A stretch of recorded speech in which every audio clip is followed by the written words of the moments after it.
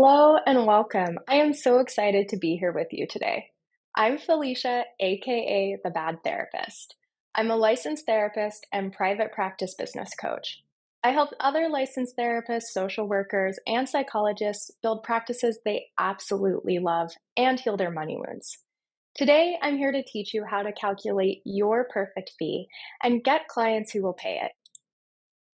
Let's begin with some common strategies that most therapists use to set their fees.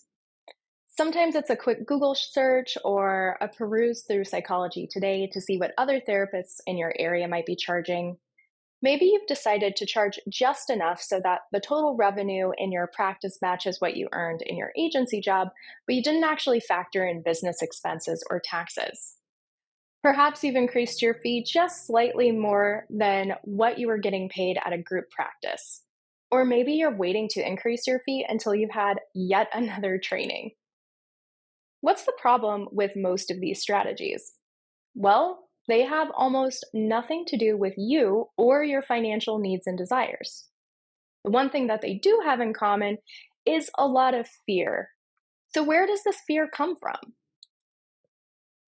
Even if we can't pinpoint exactly how or where we learned it, every therapist knows and has an idea of what it means to be a good therapist.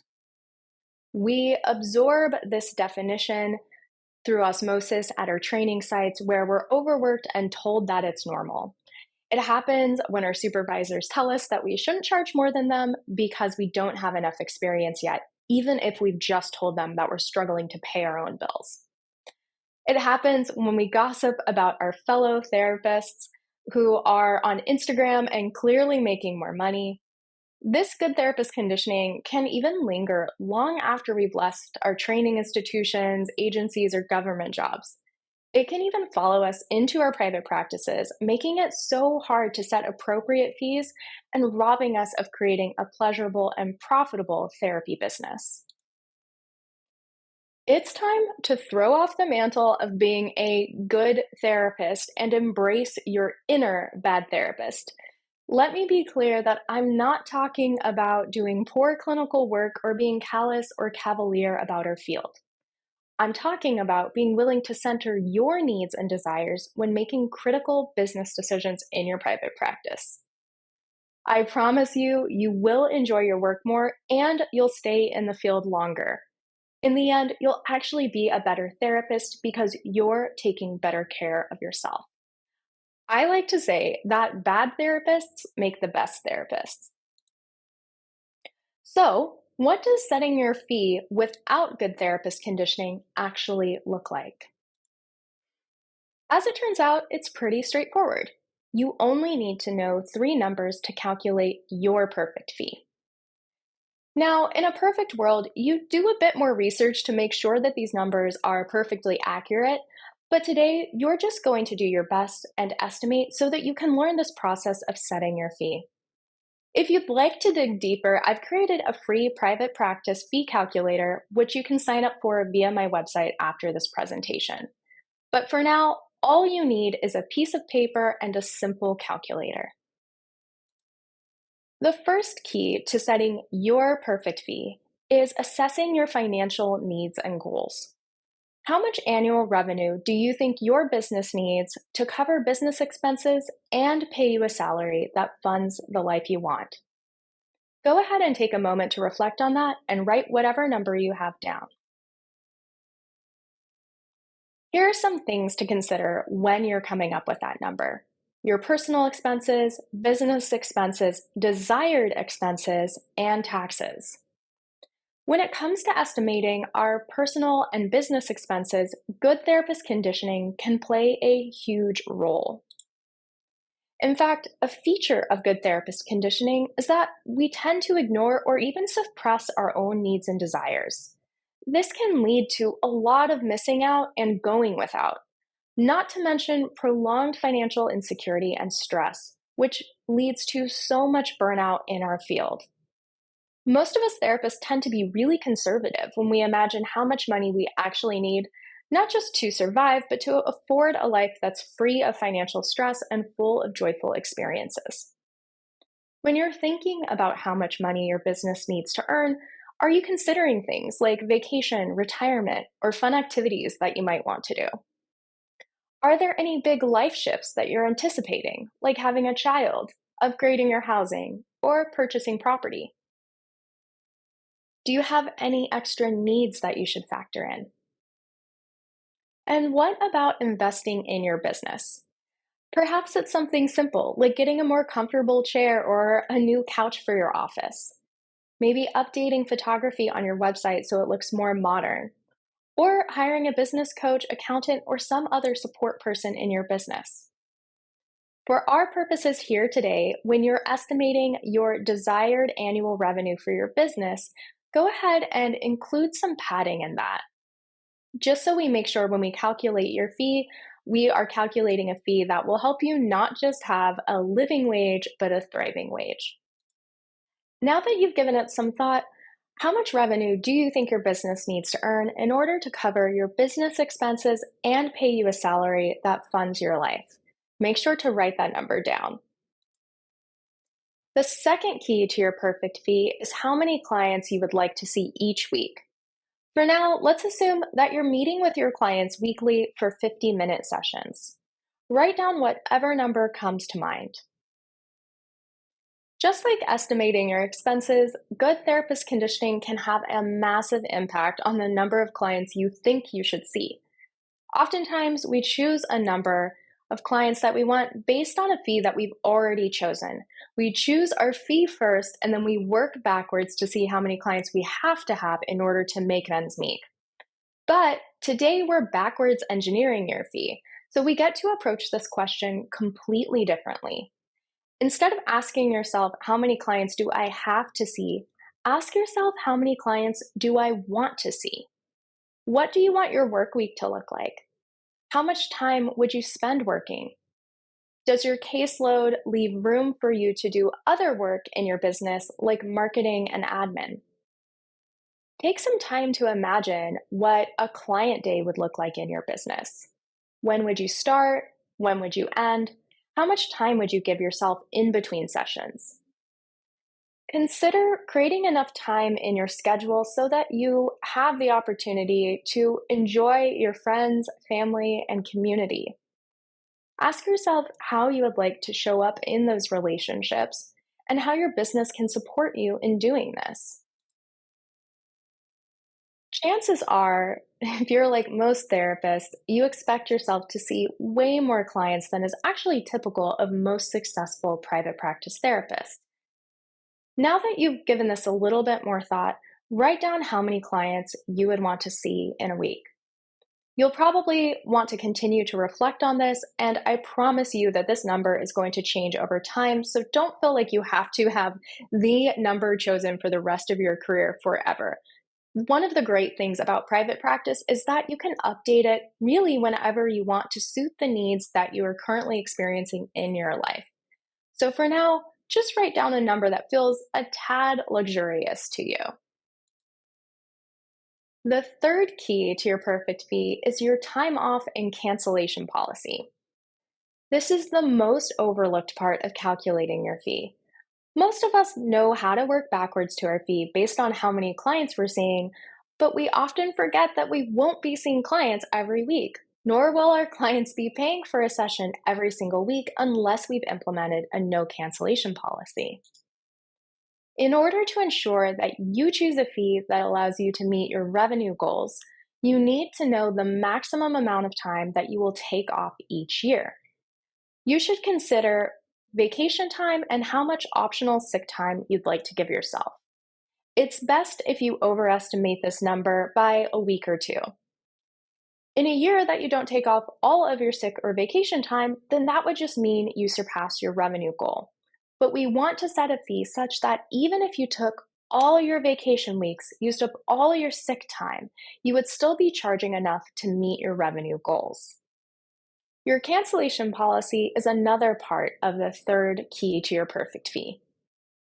If you have a traditional 48, 24, or 72-hour cancellation policy, you have effectively an unlimited cancellation policy. What I mean is, though your clients have to pay a fee if they cancel late, they can still cancel as many times as they want in a year. This means you have no way to predict how much money you'll lose from cancellations. One therapist I know shared with me that she lost something like $15,000 in 1 year from client cancellations. In order to accurately calculate your perfect fee, you will need to have a cap on the number of sessions a client can cancel for free in any given year. You can choose any number you like. Some therapists choose to have a no cancellation policy, meaning clients are responsible to pay the fee for therapy every week, whether they attend or not, as long as they are engaged in therapy and as long as the therapist is available to meet with them. Other therapists who may allow clients to come in biweekly may allow those clients fewer free cancellations than their weekly clients. In my therapy practice, I allow 4 free cancellations per year per client. Now, this type of cancellation policy may be one of the most controversial things that I talk about today, but perhaps you've been losing huge amounts of income every year because of client cancellations and didn't realize there was something you could do about it. The fact is, when clients cancel, you can't just swap in another client temporarily. You just lose that income, but you still have bills to pay. You may be having a massive light bulb moment right now and feel so much permission, or you could be a little unsure. Either way, that's totally fine. For our purposes today, please just write down a number, any number that you would like to work with so we can calculate a fee. You can always adjust these numbers, and again, they will probably change throughout your career. Now we have the 3 keys to calculating your perfect fee. When calculating your perfect fee, we want to overestimate the amount of money your business needs to earn in order to cover your business expenses and personal expenses. Something I want you to consider is all of the things you probably haven't been spending money on over the years. I call these your desired expenses. That might seem like a funny phrase because so often we think about wanting to get our expenses down. But there are probably lots of things you would have liked to be spending money on, but you haven't because you haven't been earning enough money to do so. These could be fun things, fun opportunities in your life, trips you'd like to go on, vacations, gym memberships, dancing classes, whatever they may be, or something that's a little bit more serious, like retirement or aggressively paying off your student loans. Those things should also be factored into your desired revenue in your business. So take some time to reflect on that. And again, overestimate how much money your business will need to earn because our sense of what we need to earn is often arbitrarily low due to years and years of being underpaid and overworked. You want to underestimate the number of clients you'll see when you're calculating your perfect fee. Again, we want to run this calculation such that even in the quote unquote worst case scenario, you were still meeting your financial goals. So we want to underestimate the number of clients you'll see. And because just like your financial needs and goals, you're probably being affected by good therapist conditioning, which means that you probably think you need to see way more clients than is actually sustainable for you as a private practice therapist. So let's underestimate that number of clients. And finally, we want to overestimate the amount of time that you will not be seeing clients. Again, we want to pad your fee so that if you were to take off all of your time that you had allotted for yourself and your clients were to use every single one of their free cancellations, you would still be earning enough money to reach your financial goals. This will give you the best chance of doing that while also reducing your stress. Now we have the 3 keys to calculating your perfect fee, and we are going to do a little bit of simple math so that you can calculate the fee that will work for you. First, we're going to determine the total number of weeks that you are seeing clients. To do this, we're going to take the number of sick or vacation weeks that you allocated for yourself and the number of free cancellations per client per year. We're going to add those two numbers up and subtract it from 52. This will give us the total number of weeks that you're seeing clients. So go ahead and do that math right now. Step two, we're determining the total number of sessions that you'll be providing in a year. To do that, we're going to take that number that you just calculated, the total number of weeks that you're seeing clients, and we're going to multiply that by the number of clients on your caseload. When we do that, we will have the total number of sessions that you'll be providing in a given year. Go ahead and make that calculation. Step three, we're going to bring it all together and calculate your perfect fee. Take your desired annual revenue and divide it by the total number of sessions that you'll be providing in a year. Once you've done that, you've arrived at your perfect fee. Go ahead and do that calculation. This is an example of how you can use the magic sheets to calculate that perfect fee. It might be a little bit easier to see it written out here for you. So in this scenario, this therapist has decided that their desired revenue in their business is $200,000, that they want to give themselves up to 8 weeks of either vacation or sick time, and that they're allowing every client on their caseload to cancel a total of 4 times without incurring the fee, and that they have 15 clients on their caseload. Doing that math that I just walked you through, this therapist arrived at a fee of $333.33. That's how this math works, and it's super easy. Now, this fee that we've arrived at is actually your average fee. I know a lot of therapists want to offer sliding scale or take insurance. That is absolutely fine. The main thing is that you are actually going to need to increase your full fee in order to compensate for having lower fees on your caseload. So this number is a great guideline. It helps you get a sense of where your average fee needs to be, but do understand that there's wiggle room around that. You can absolutely offer lower fees to clients if you would like, but you do need to increase your high fee in order to really hit your revenue goal. Again, this tool can help you figure all of that out, but you have the simple math equation that you can do right now. You can do it quick and dirty and arrive at your perfect average fee for your therapy practice. Now that we've calculated your perfect fee, it's time to talk about how you'll actually get those premium fee clients. The fact is, if you're asking for a premium fee, your business needs to feel modern and professional. Websites can be incredibly powerful marketing tools, especially if you're going to invest in SEO strategies. But at the very least, they should exist, be easy to navigate, and convey to your ideal clients that they are in the right place and they have found the therapist for them. Let's talk about what effective messaging on your website or any of your other marketing material looks like. Effective messaging is client centered, not you centered. When a potential client encounters your marketing, it should connect with them and not just be a monologue of your past clinical trainings. Your messaging should tell a story. Humans are naturally drawn to them. And if you create a compelling story with a better ending, your potential client can imagine themselves stepping into that as the main character. Your messaging should speak to your client's problem. Don't make the mistake of only talking about things like wholeness or self love. Don't get me wrong, these are great, but your client wants to know that you can help them get relief from the problem that they're experiencing today. They'll be way more interested in the self love and wholeness after you've communicated that. Most potential therapy clients are looking for help because they're in some kind of pain.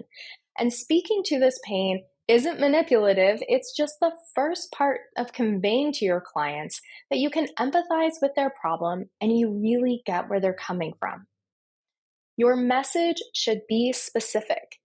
You've heard it before. If you're speaking to everyone, then you're really speaking to no one. Taking time to craft a clear and specific story about your ideal clients is what will make your marketing more compelling and engaging to them. This is an immediate trust builder, and people will be more likely to take the next step and click that contact form or give you a call. What is the problem your ideal client is trying to solve? I see therapists struggling with this all the time. And I get it. Talking about your client's problems can be hard. You don't want to go overboard and make your marketing sad and depressing. You might worry that if you're too problem focused, you'll be salesy or manipulative. And of course, you want to emphasize hope. Learning to speak about your potential client's problems takes practice, but here are some questions that will help you find better language. What does my client want? What is getting in the way of my client having what they want? What is the main obstacle or villain, so to speak? What challenges are they facing?